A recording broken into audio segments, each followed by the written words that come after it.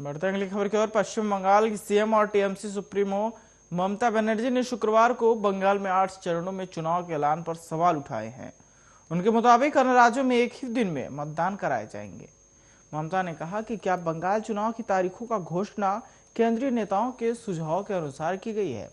उनके मुताबिक राज्य चुनाव के लिए केंद्र अपनी शक्तियों का दुरुपयोग नहीं कर सकता।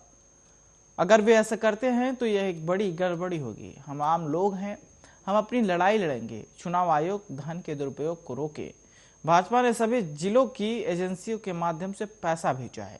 बंगाल में बता दें कि शुक्रवार को 8 चरणों में विधानसभा चुनाव की तारीखों की घोषणा से ठीक पहले मुख्यमंत्री ममता बनर्जी ने यहां पश्चिम बंगाल शहरी रोजगार योजना के अंतर्गत कुशल, अर्धकुशल और अकुशल कामगारों के वेतन में बढ़ोतरी की घोषणा की। ममता ने ट्विटर के जरिए इसकी जानकारी दी। उन्होंने लिखा है कि उनकी इस घोषणा से बंगाल से आपको बता दें कि 56,500 से अधिक दिहाड़ी मजदूर लाभान्वित होंगे। मुख्यमंत्री ने यह भी बताया कि इसके लिए वित्त वर्ष 2021-22 के बजट में प्रावधान किया गया है।